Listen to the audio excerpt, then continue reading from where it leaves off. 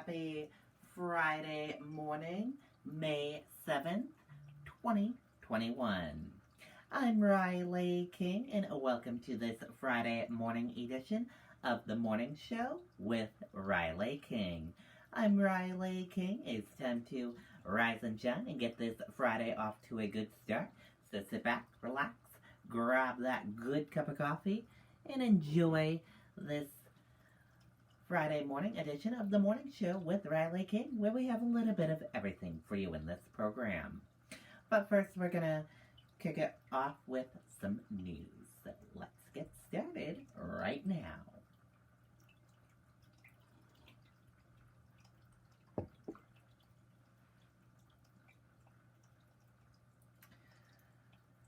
First up, Army trainee hijacks school bus full of children.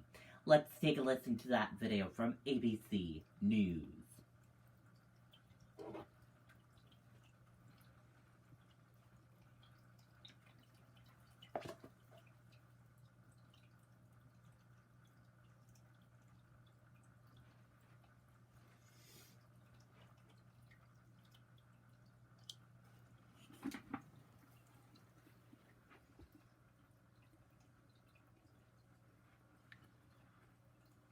We turn next year this evening to the terrifying moments on board a packed school bus in South Carolina today. Authorities say an Army trainee with a rifle hijacked the bus with 18 elementary school children on board.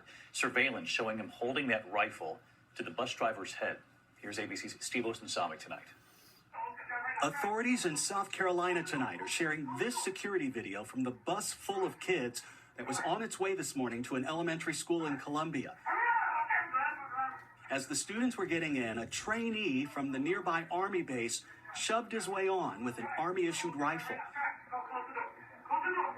Police are identifying him as 23-year-old Jovan Collazo and say he was trying to leave the military and wanted the bus driver to get him to the next town so he could get home to New Jersey. These kids and the bus driver were very traumatized and feared their life. There were 18 kids on the bus, and police are praising the driver who kept his cool. The sheriff says that after several minutes, the 23-year-old stopped the bus and let the driver and kids get off. And then he continued to drive the bus for a short distance where he abandoned the bus and took off on foot. He was arrested and is charged tonight with 19 counts of kidnapping, armed robbery, carjacking, and more. At the Post, his commander is apologizing tonight to the school's families, explaining that Collazo was just 3 weeks into his training. Understanding that 3 weeks in, we do experience several soldiers that over the course of their initial stages just have that desire, that anxiety, and due to separation from their families to get home. And we think that was truly his intent and nothing beyond that. And Steve Ostensami with us tonight. And Steve, another bus driver being praised for his calm and safe handling of what was clearly a terrifying situation. The driver didn't know at the time, but the suspect's weapon had no ammunition. That's right, David. That's coming from the Post commander, who says the gun had no ammunition because they don't give bullets to trainees who are only 3 weeks in. But the commander also acknowledges that no one on the bus knew that. David? All right, Steve Ostensami with us tonight. Thank you, Steve. Hi, everyone. George Stephanopoulos. Okay, and there you go on that video and that report.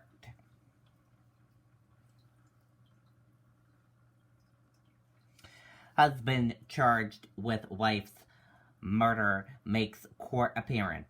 Let's take a listen to that video from ABC News. Solstice Lager by Stella Artois. A new way to save your time in the sun. New developments tonight in the disappearance of that Colorado mom, Suzanne Morphew, who went missing last Mother's Day. At the time, you'll remember we reported her husband made an emotional plea for her return.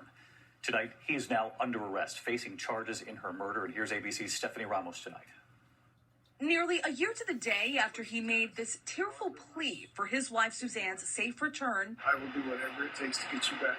Honey, I love you. authorities arresting Barry Morphew Wednesday, charging him with her murder. We believe that she's not alive.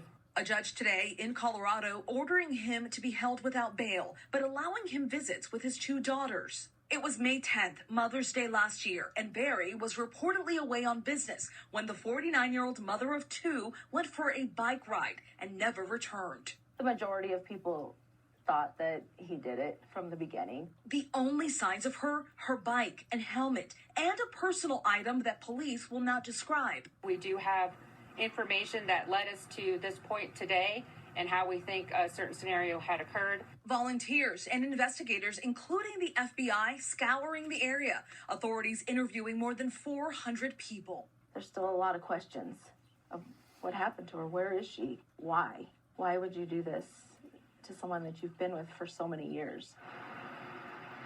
Suzanne's body has never been found. Her sister telling ABC News she forgives her brother-in-law and is praying for him. Barry Morphew is due back in court May 27th. David. Stephanie Ramos tonight. Steph, thank you. Hi, everyone. George Stephanopoulos. Okay, and there you go on that video and that report.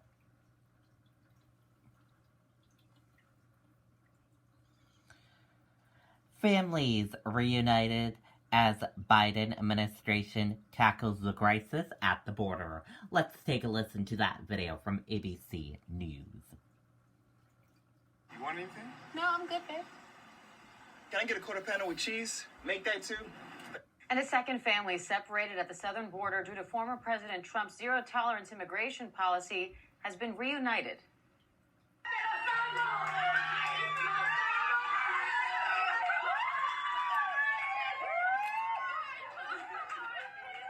The mother from Honduras cried tears of joy, hugging her sons for the first time in more than 3 years, surprising them at a family gathering. She was held in ICE custody for nearly 2 years before being deported. ABC's chief national correspondent Matt Gutman joins us live now from outside a border facility in Dallas, Texas, with more on the Biden administration's efforts to reunite these families and tackle the current border crisis. Matt, I know you just got there, so thanks for jumping on with us. You know, there's still, we're hearing at least 400 children whose parents have yet to be located. What's the status of that effort to find their families right now? Right. So, Diane, family separation no longer exists as a policy. The Biden administration says there are many hundreds that remain separated, and their first task is to find out who they are. So they're going through the process of identifying all these people, and then they will assess whether or not these people want to be reunited, and if so, how they can go about doing that. Just this week, we saw those incredibly moving images just now. Just this week, 4 families reunited, and you can imagine the joy that these families are feeling from these reunifications, but all that joy is offset by the years of torment and misery that these people suffered when they were forced to separate unwillingly. So the Biden administration is trying its best to rectify that. It's slow going right now. Again, just 4 out of many, many hundreds, but at least the process has begun, Diane. And meanwhile, Matt, there are thousands more migrants in U.S. custody now, many of them also unaccompanied minors. So I know you're going inside one of the holding facilities today. What's the latest on tackling that part of this crisis, and what are you expecting to see? So the last time I was at this facility, I've never been inside. Very few reporters have ever been inside. But the last time we were here, we actually flew over it in a helicopter. There were several thousand kids being held in this facility. Right now, there are just a couple of hundred. So Border Patrol has managed to reduce the number of children in Border Patrol facilities, which are pretty much jail-like facilities, only intended to hold migrants and unaccompanied migrant children for a matter of hours or days. But that has not always been the case. There have been children who've been held here for 10 days, even 2 weeks.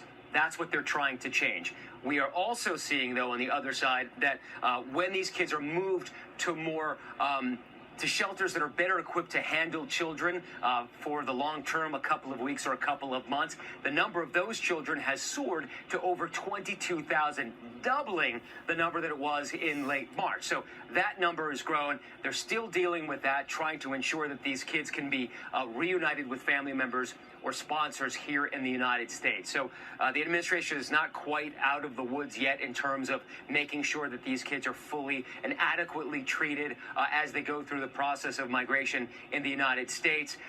But it is trying, and it is showing us for the first time this particular facility today, which it is proud of, at least the progress right here in this one. Diane. All right, Matt Gutman at the border for us. Thanks, Matt. Hi, everyone. George Stephanopoulos. Okay, and there you go on that video and that report. And families cheer on nurses during Nurse Appreciation Week. Let's take a listen to that video from ABC News. Every condition is the perfect condition with the wool dash and mizzle.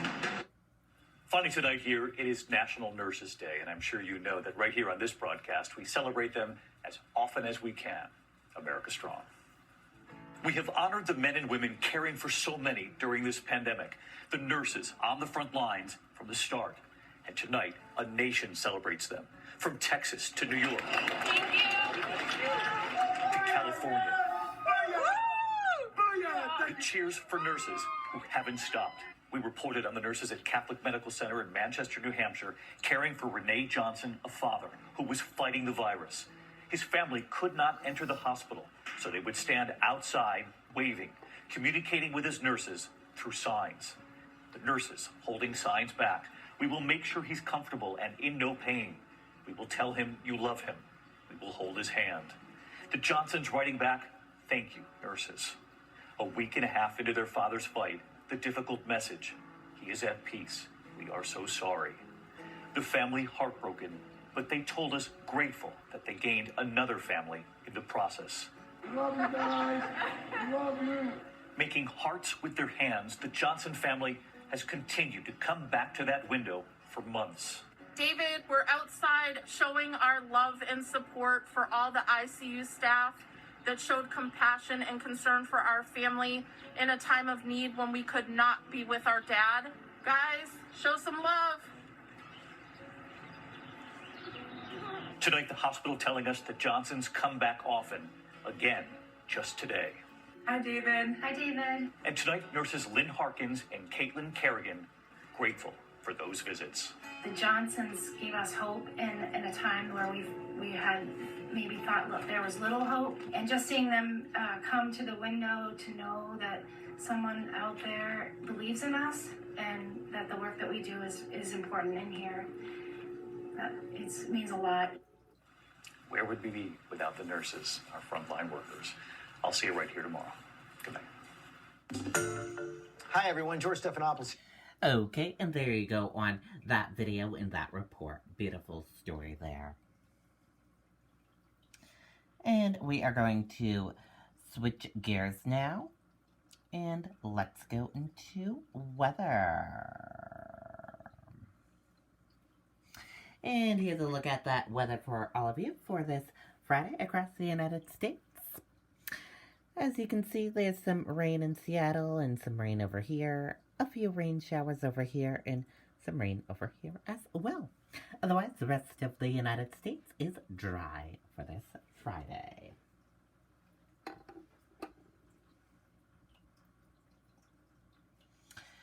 And we are going to switch gears now. And let's meet the choreographers behind some of your favorite moves from Blackpink to Jennifer Lopez. Let's take a look at that video right now. This Bud Light Seltzer Lemonade is packed with lemonade flavor. Honestly, it has more flavor than my grandma's lemonade.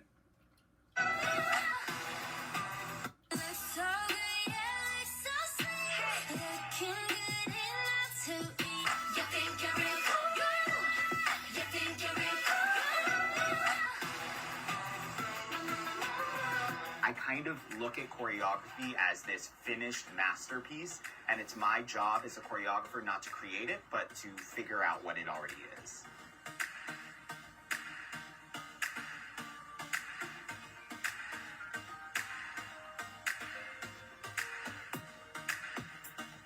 I was going to UC Berkeley.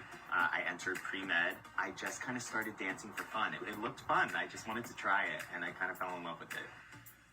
When I first started dancing, it was a lot of collegiate style competition dance. As I started working with different artists and choreographing different styles, I had to pick up skill sets along the way.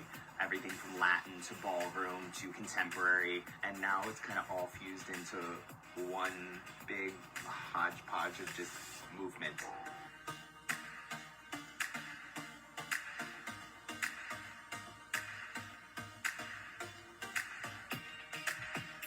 It's not as linear as it sounds. Like, it's not first you teach and then you become a choreographer for big names. Like, a lot of things happened at the same time.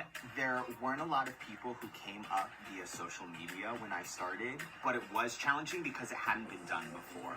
So it was really kind of carving my own path in uncharted terrain.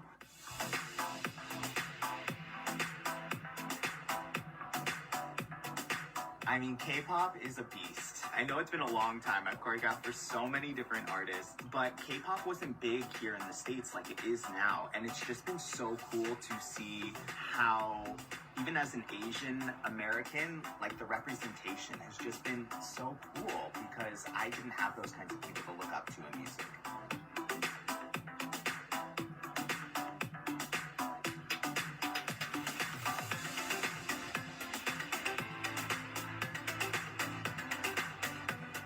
Each different medium takes a different approach. So, for example, when I'm choreographing an animated movie, like Over the Moon, for example, it was meeting with the animators and getting a better understanding of the world that the character lives in. How can I choreograph so that gravity doesn't mean anything, or she can create particles out of thin air? If it's an established artist, looking back at the old performances to see how they naturally move. And if it's a new artist, stepping into the studio with them and really figuring out what their natural inclinations are and how to amplify it so that they look their best. I teach dancers to be the kind of dancer that I want to hire on a job. You can't really tell how someone dances from a one-day audition. And a lot of the times on jobs, I want to give those opportunities to people that I feel like have either earned it or who have the potential. It's just been the joy of loving what I do that kind of keeps me here. Raising you was no bed of roses. Are you? Okay, and there you go on that video. Very cool indeed. And we're gonna switch gears now, and let's go into entertainment news. In entertainment news, royal family has begun healing the rift and rebuilding the bridges, sources say. Let's take a listen to that video from Entertainment Tonight.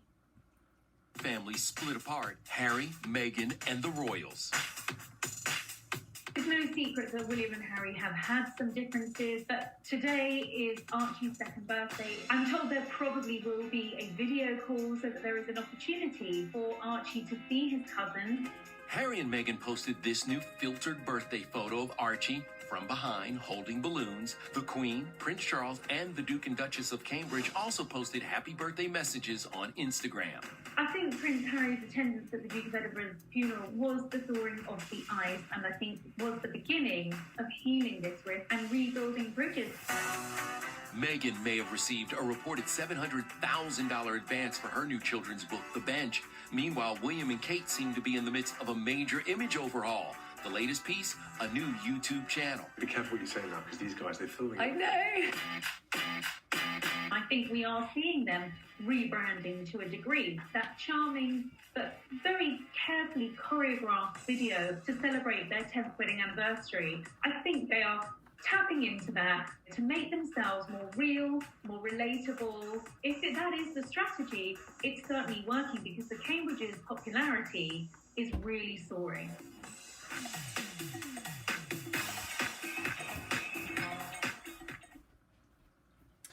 Okay, and there you go on that video and that report. And that does it for this Friday edition of The Morning Show with Riley King. Thank you for joining us for this Friday edition of The Morning Show with Riley King.